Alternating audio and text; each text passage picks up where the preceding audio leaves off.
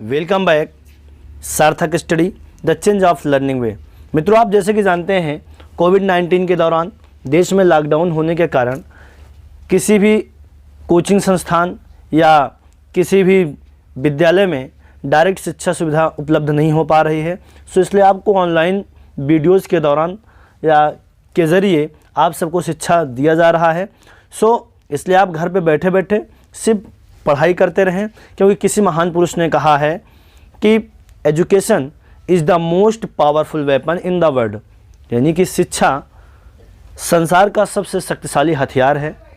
Which you can use to change your life, जिसका प्रयोग आप अपना जीवन बदलने के लिए कर सकते हैं। सो डियर स्टूडेंट्स, आप सिर्फ पढ़ाई पे फोकस करते रहें, क्योंकि पढ़ाई ही सब कुछ निर्भर करती है। पढ़ाई यदि आप करेंगे या एजुकेशन जितना आप एकत्रित कर लेंगे, जितने आप एजुकेटेड हो जाएंगे, वो लाइफ में आपको अग्रसर करता रहेगा या आप लाइफ में ऊपर उठते जाएंगे। सो डियर स्टूडेंट्स, अभी तक मैंने आप लोगों को अफर्मेटिव सेंटेंसेस के बारे में बताया था। सो उसी के नेक्स्ट पार्ट में आज मैं आपको बताता हूँ negative sentence, interrogative sentence, interrogative and negative sentence. देखिए, मैंने आपको बताया था सिंपल प्रेजेंट के हेल्पिंग वर्ब डू और डज होती है, और डू किसके साथ लगता है, डज किसके साथ लगता है, ये भी हमने आपको बताया था। सो माय डियर स्टूडेंट्स, आज मैं आप लोगों को बताने वाला हूँ निगेटिव सेंटेंस कितने टाइप का होता है। निगेटिव सेंटेंस दो टाइप का होता है, एक वो जिसमें आप डू या डज का यूज़ करते हैं, एक वो जिसमें आप नेवर का यूज़ करते हैं। नेवर यानी कि कभी नहीं, नेवर का अर्थ होता है कभी नहीं। अब देखिए, जब किसी वाक्य में डू या डज प्लस नॉट का यूज हो जाता है, उस वाक्य की क्रिया में एस या ई एस का यूज नहीं होता है। लेकिन जब किसी वाक्य में नेवर का यूज होता है तो उस वाक्य की क्रिया में एस या ई एस का यूज किया जाता है। बात समझ आया? जब किसी वाक्य में डू या डज का यूज हो जाता है तो उस वाक्य की क्रिया में एस या ई एस का प्रयोग नहीं करते हैं। लेकिन जब किसी वाक्य की क्रिया में एस या ई एस लगता है तो वो नकारात्मक सेंटेंस सिर्फ किसका होता है? नेवर का होता है। सो आप लोग इसको ध्यान से नोट डाउन कर लीजिएगा। मैं आपको इसका ट्रांसलेशन बताता हूँ। मैंने आपको कल एक रूल बताया था, यदि आपको याद हो तो हमने कहा था सब्जेक्ट अर्थात कर्ता, क्रिया, किसको, क्या, कैसे, कहाँ, कब, क्यों, तो उसी के अकॉर्डिंग जितने भी सेंटेंसेस हैं उसी के आधार पे आप सबको बनाने हैं। तो ध्यान से देखिए, मैं आपको एक उदाहरण देता हूँ, एग्जांपल देता हूँ। जैसे कह दिया जाए वह झगड़ा कभी नहीं करता है, वह झगड़ा कभी नहीं करता है। तो देखिए, यहाँ कभी नहीं आया है तो क्या हम यहाँ डू या डज यूज़ करेंगे? जी नहीं, यहाँ हमको क्या लगाना है भैया? नेवर लगाना है, तो नेवर लगा दीजिए। तो देखिए क्या होगा, सब्जेक्ट आपका वह है तो ही हो जाएगा, ही के साथ नेवर क्या यूज़ होगा? Never, he never. क्रिया क्या कर रहा है? झगड़ा करना। झगड़ा करना की अंग्रेजी क्वेरल। बात सुना? लगा दीजिए फुल स्टॉप, तो ये बन जाएगा ही नेवर क्वेरल्स। अब देखिए, ये थर्ड पर्सन एक वचन का कर्ता होने के लिए होने पर, जब किसी वाक्य में हमने बताया है कि कर्ता थर्ड पर्सन और एक वचन का हो, तो कर्ता थर्ड पर्सन और एक वचन होने पर जो क्रिया होगी उस क्रिया के लास्ट में हमने क्या यूज़ करना है? एस या एस यूज़ करना है। बात समझ आया? फिर आगे देखिए, इसी तरह जैसे कह दिया जाए वह झूठ कभी नहीं बोलता है, बोल दिया जाए कि वह झूठ कभी नहीं बोलता है, तो आप इसको क्या बनाएंगे? आप कहेंगे सर इसका बन जाएगा ही नेवर टेल्स आ लाई। तो जी बिल्कुल सही होगा, ये क्या होगा? करेक्ट होगा, ही नेवर टेल्स आ लाई। तो ये तो बात रही हमने की किसकी? नेवर की। एक बात किसकी हमने की? नेवर की बात की। अब इसमें एक रूल बचता है डू और डज का। किसका रूल बचता है? डू और डज का रूल बचता है। जब डू और डज का रूल बचता है तो डू या डज के रूल में क्या करना है? ध्यान से देखिए, कह दिया जाए कुछ दुष्ट लोग मुझे इस क्षेत्र में आगे नहीं बढ़ने देते हैं।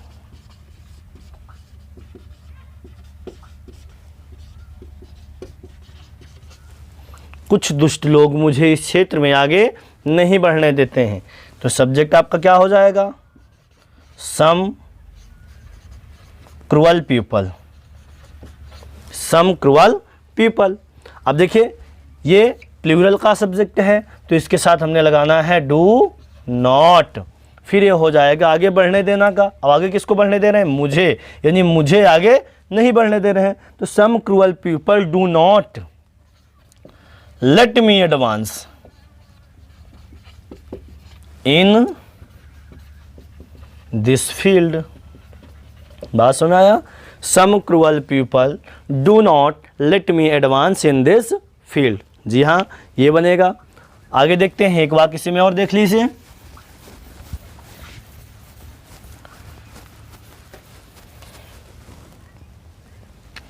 एक वाक्य और आपको बता दिया जाए, जैसे कह दिया जाए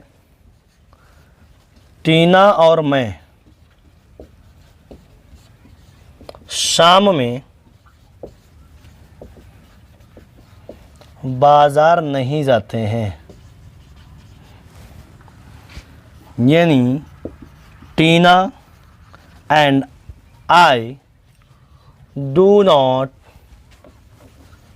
गो टू मार्केट। ध्यान से देखें, यहाँ है टीना और मैं, तो प्लूरल का सब्जेक्ट है। क्या ये सिंगुलर होगा? जी नहीं, प्लूरल होगा ना, तो ये हो जाएगा टीना एंड आई।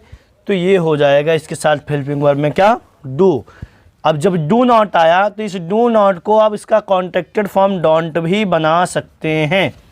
यानी कि Tina and I don't go to market. हमने कहा था जब किसी वाक्य में क्रिया गो आए या कम आए तो गो और कम क्रियाओं के बाद सदैव क्या लिखा जाता है? स्थान आने पर स्थान लिखा जाता है। और यदि हमने कहा स्थान का कोई निश्चित नाम दिया हो तो हमारा एक निश्चित लक्ष्य हो जाता है, तो उसके पहले हमको प्रीपोजिशन क्या लगाना है? टू लगाना है। बात समझ में आया?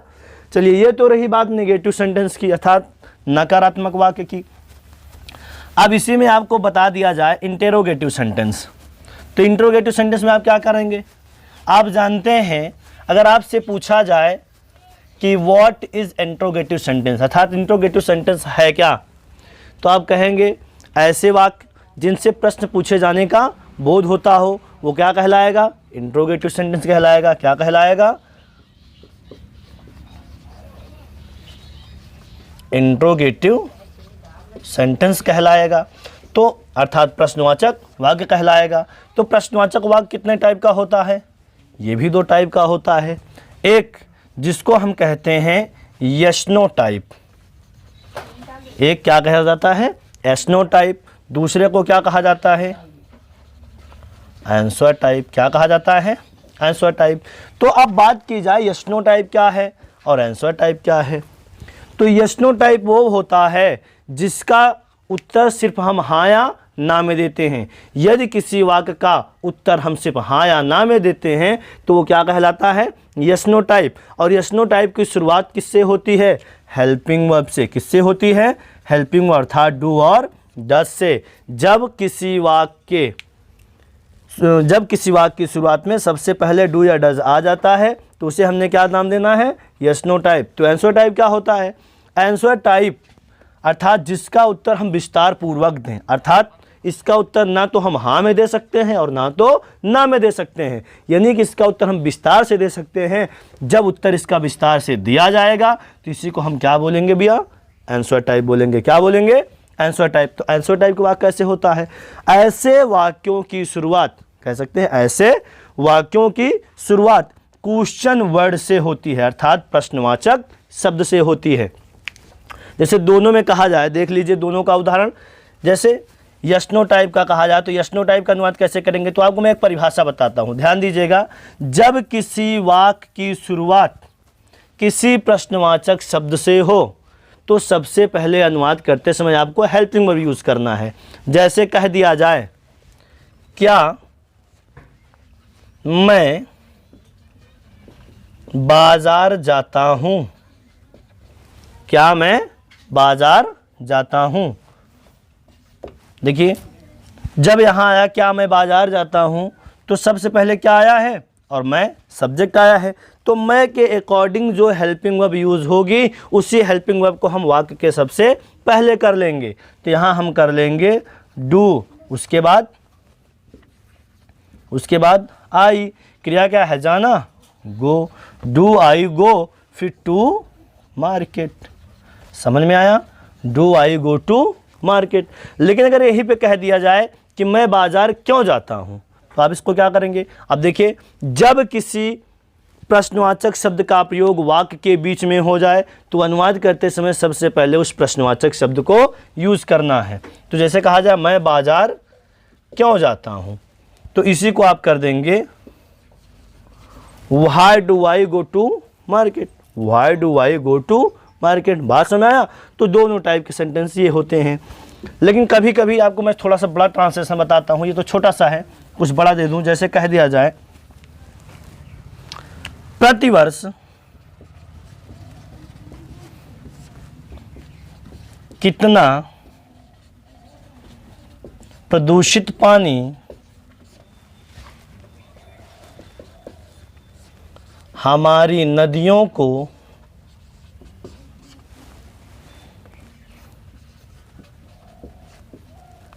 प्रदूषित करता है। प्रतिवर्ष कितना प्रदूषित पानी हमारी नदियों को प्रदूषित करता है। तो आप इसको क्या लगाएंगे,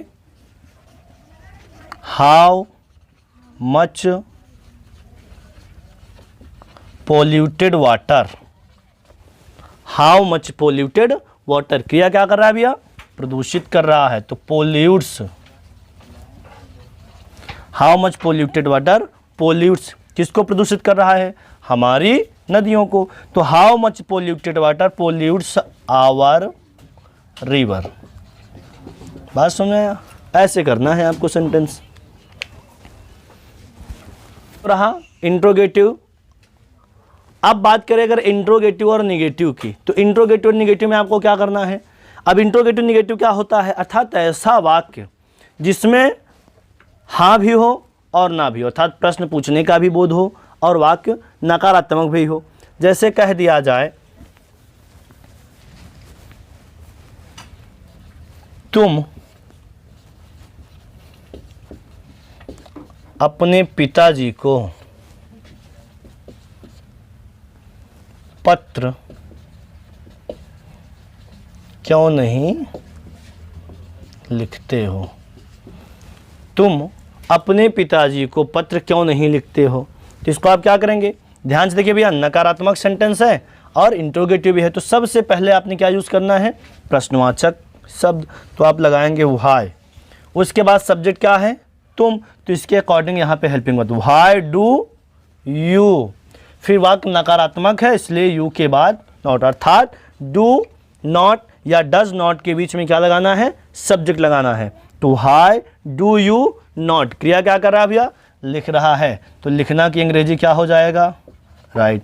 why do you not right, क्या लिख रहा है, अर्थात किसको लिख रहा है। तो हमने आपको ध्यान दीजिए बताया था, सबसे पहले आपको कर्ता यूज़ करना है, कर्ता के बाद क्रिया यूज़ करना है, क्रिया के बाद किसको लिखता है, अपने पिताजी को। तो यू का अपना क्या हो जाएगा, योर, पिताजी का हो जाएगा father. Why do you not right your father, क्या लिख रहा है, पत्र, आ लेटर। बात समझ आया। इस वाक्य को आप एक तरीके से और कर सकते हैं। आपके मन में होगा कि क्या इस डू और नॉट को सदैव अलग अलग लिखा जाता है। इस डू नॉट को आप जरूरी नहीं कि आप अलग अलग लिखें, इसको आप एक साथ भी करके लिख सकते हैं। लेकिन जब इसका एक साथ प्रयोग करेंगे तो आपको हमने भी थोड़ी देर पहले निगेटिव में बताया था, हमने कहा था इसको जोड़ दो, इसका कॉन्टेक्टेड फॉर्म बना दो। जब इसका कॉन्टेक्टेड फॉर्म बनाओगे तो ये डू नॉट क्या हो जाएगा, डोंट का काम करेगा, अर्थात ये हो जाएगा why don't you write your father a letter. जी हाँ, ये बनेगा। बात समझ आया। तो बच्चों ये था सिंपल प्रेजेंट टेंस का सिर्फ एक साधारण सा पॉइंट। लेकिन आपको नेक्स्ट वीडियो में हम इसके लिए कुछ इंपॉर्टेंट पॉइंट लेके आएंगे जो सिंपल प्रेजेंट टेंस से होगा, जिसको आप कह सकते हैं सम इम्पॉर्टेंट पॉइंट।